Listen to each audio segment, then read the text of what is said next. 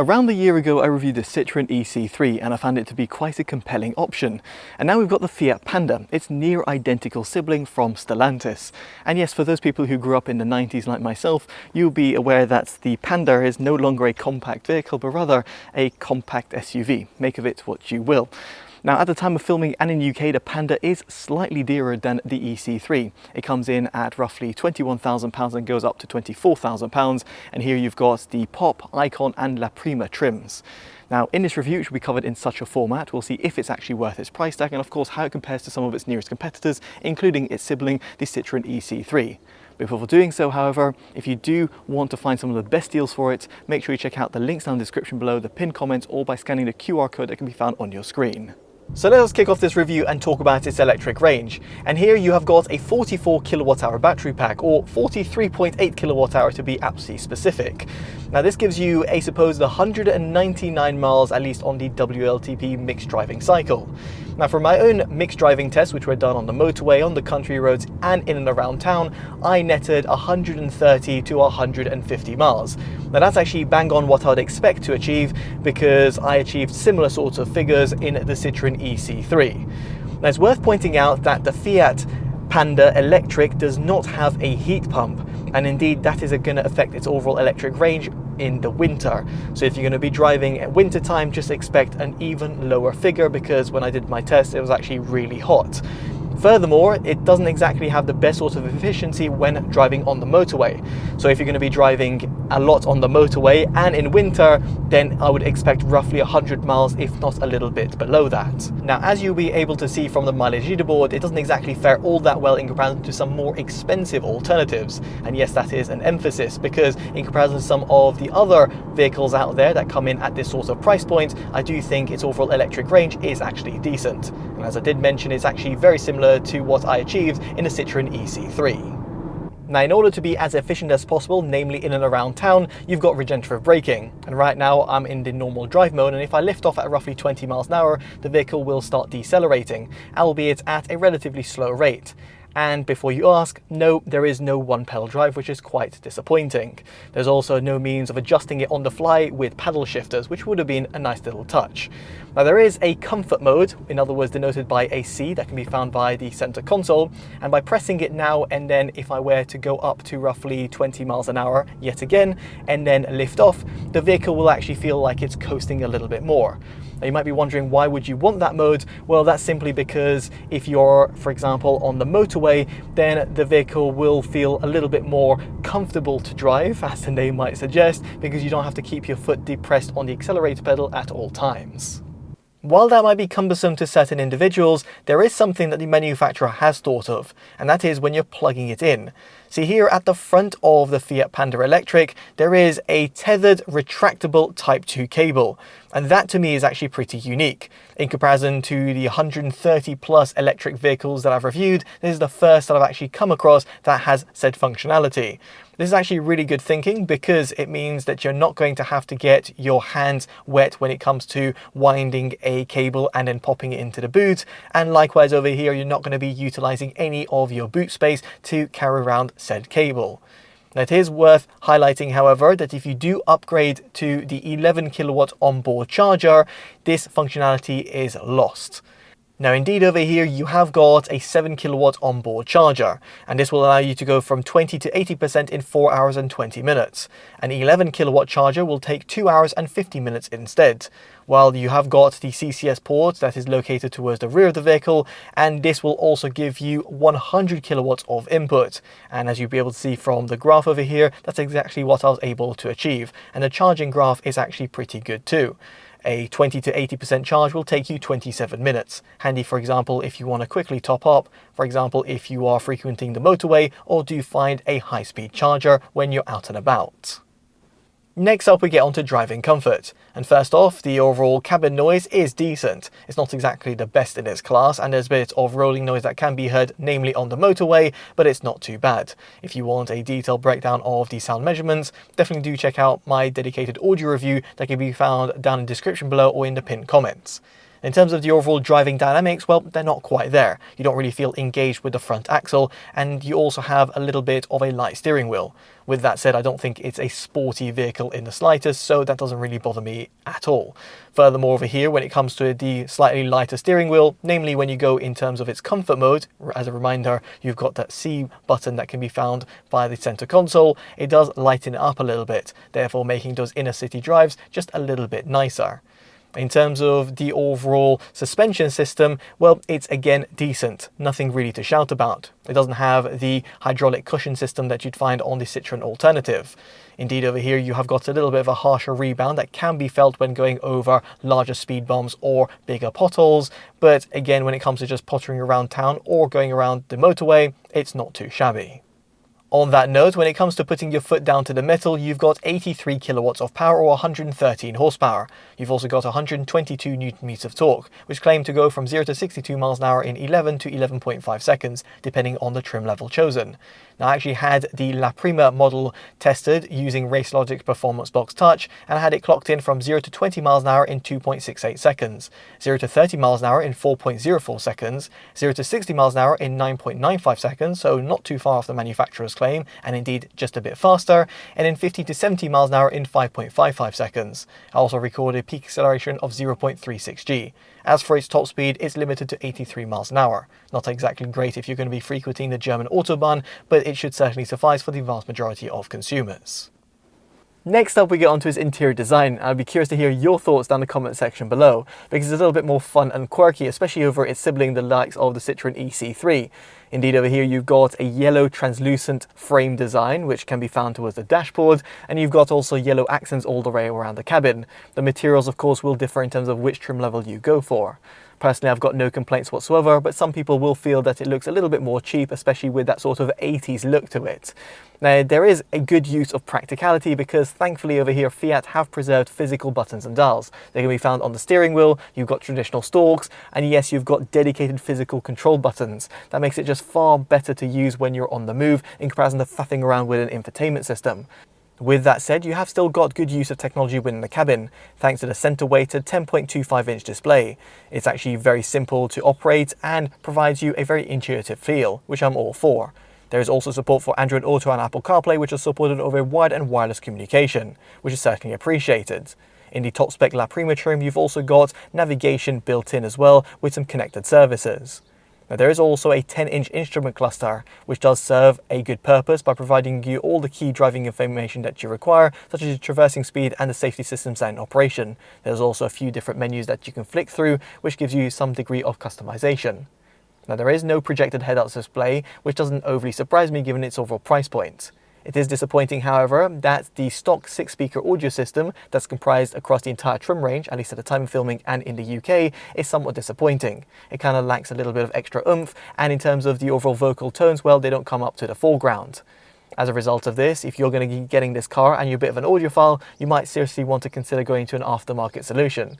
In fact, if you want a detailed breakdown of the audio system, make sure you check out my dedicated audio review that can be found on my new pop-up banner or by following the links down in the description below or the pinned comments. So while its audio system is pretty disappointing, what I do love is the overall storage capacity within the cabin.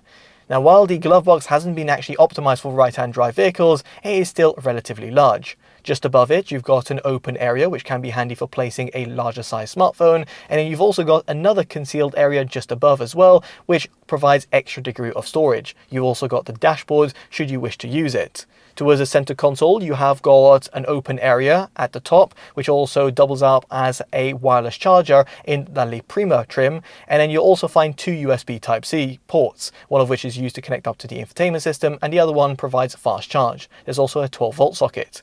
Further down, you've got a customizable open area with these two little prongs that can actually be removed and therefore acting as a cup holder. And then you've got a relatively slender and small compartment that's found underneath the center armrest, which is also movable. Now as for the door bins, the front two are relatively slender. I wish there was a little bit more optimization, making it a bit more handy for placing a reusable 500ml bottle. Nonetheless, you can place some small to medium sized valuables. It's unsurprising to learn that the rear two are pretty limited. There's no pull down armrest compartment nor extra storage towards the rear portion of the center console, but rather you'll find two USB Type-C ports which will be present in the La Prima trim, and these are omitted altogether in the cheaper models. Elsewhere, it is worth mentioning that you have got the seat back and phone pocket holders, which are found at the rear portion of the front seats. These will be present in the Icon and the La Prima, and therefore omitted altogether in the entry pop trim.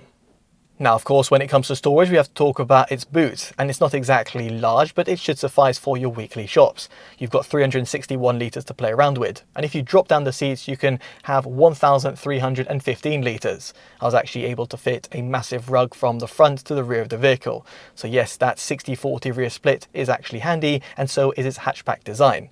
You've not got an electric tailgate, but that doesn't bother me in the slightest, especially given the overall form factor and price tag of the vehicle. Although one thing you should be aware about is that there is a step between the rear portion of the boot floor and the rear seats. And as a result over here, you haven't got a flat loading bay. Now you do have a small underfloor compartment, but this will pretty much suffice for what is bundled in it. In other words, the tyre repair kit, among a few other things. Aside from transporting goods, what about when it comes to giving someone a lift? Well, at the front of the cabin, you've got 6-way controls for both the passenger and the driver. And I had no problems whatsoever finding a good driving position. The seats themselves are also very accommodating and soft, although they're not padded in the same way as what you'd find on the Citroen Alternative. As for the rear of the cabin, you have actually got a relatively optimized design, at least for the overall size of the vehicle. Headroom and legroom weren't too bad as someone who's just under 6 foot. Of course, make no mistake, if you're a larger individual or of course taller, then you might find it a little bit more hemmed in. As for the rear middle seat, it's unsurprisingly a little more limited when it comes to headroom, and similarly when it comes to legroom. And that's because the manufacturer has not fully optimized the footwell design by keeping it completely flat, but rather there is a very small transmission hump. Aside from this, I would just like to mention that in terms of the La Prima trim, in other words the top spec trim, you will find yourself heated front seats and heated wipers. This can be handy, for example, on those colder climate days. You've also got a heated steering wheel, which is very much appreciated. Moving swiftly on, we get onto its exterior design, and this might be a little bit contentious because for those people who remember the Fiat Panda, it's a small-sized compact vehicle, and this is far from that. It is an SUV, or a crossover SUV, should we say. Now, I don't really have many complaints about it, but certain individuals will be a little bit annoyed that the Panda marquee is now being translated into a small-sized SUV. Now, here I do see certain nods towards the past. For example, towards the front, you've got that sort of blocky design, and I really do like it. The same could be said towards the rear, where you've got a really nice profile that the manufacturer's gone for. You've also got an integrated spoiler, which gives it a little bit more snazziness or sportiness. Now, towards the sides, it is worth pointing out that if you go for the entry-level pop, you'll have steel wheels. However, if you go for any of the other trims, you'll have alloy wheels, such as in the pictured La Prima trim. Now, there is also a side Panda embossed logo, which is actually pretty obvious and does actually give it a little bit of snazziness, and similarly is the 3D Panda matte script that can be found towards the C-pillars. It's a really nice little touch, and even my wife picked up on it while she was just looking at the vehicle. It just makes it a little bit more special in comparison to some of the alternatives out there. In terms of the color options, it comes in yellow or red depending on the trim level, but there are other color options available as well. This actually perfectly brings me on to its safety, because hopefully it doesn't follow in the footsteps of its predecessors, because the previous Fiat Panda that was tested by Euro NCAP was awarded 0 out of 5 stars. I highlight this because the current generation model hasn't been tested by Euro NCAP, and therefore I've got no sort of crash analysis to give you. However, what I can talk about are the driver assistance systems, and here you've got cruise control and speed limiter. It's rather basic in terms of its functionality and doesn't automatically decelerate for you when you're going, for example, down a hill.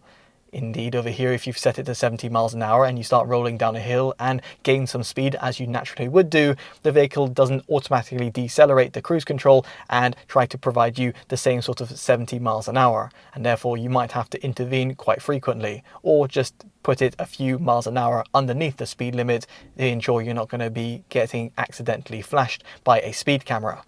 Now you have also got drowsy drive detection, speed limit information, which does feel a little bit cumbersome because it often picks up the wrong sort of speed signs, and you've also got lane keeping assist, which does have its strengths but also weaknesses when you're frequenting country roads, where sometimes it feels like you're fighting the steering wheel. There is also emergency brake assist, which gives you some extra peace of mind. Now it is worth pointing out that these driver assistance systems will become re-enabled every single time you power on the vehicle, no matter your last used setting. I say this because the manufacturer has provided 2 physical shortcut buttons which can be pressed and held in order to disable the speed limit information and the lane keeping assist, which I very much appreciate. It's just a shame over here there's no last use preset, and it does take quite a few seconds before the systems are actually fully deactivated. Now to conclude, we should talk about parking and visibility. And first off, on the latter, the overall visibility towards the front is decent, although the positioning of the rear view mirror is a little further down the window for my liking. The same sorts of complaints have been said of other Stellantis vehicles. Hopefully one day this will be addressed. And of course it can be just due to the overall subjective seating position. As for the side, the windows themselves are actually pretty wide, making it very easy to check for your blind spot. The overall size of the A-pillars are a little bit chunky, but I had no problems whatsoever when it came to going around a roundabout and therefore checking, for example, for my corner vision.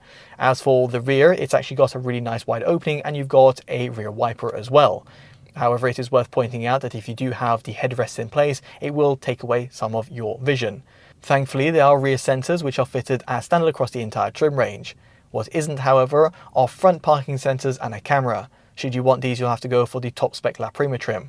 Quite disappointing to say the least, because in this day and age, no matter the overall asking price of a vehicle, I do think a reversing camera should be included as standard. So with all this in mind, should you go out and buy the Fiat Panda? Well, here I do think it ticks quite a few boxes, but there's certain considerations. Let me explain. Its exterior design is quite snazzy and has got nods to its predecessors, but of course it's no longer a compact car like you'd find in the 90s. Its interior design is actually quite fun and playful, but some people might actually not like that and might prefer a little bit more of a bland look to it. And here some of the competitors offer that sort of proposition. Still, here you've got physical buttons and dials, which make it far more practical to utilize on a day-to-day basis, and yet you've got good use of technology thanks to the infotainment system and the driver assistance systems.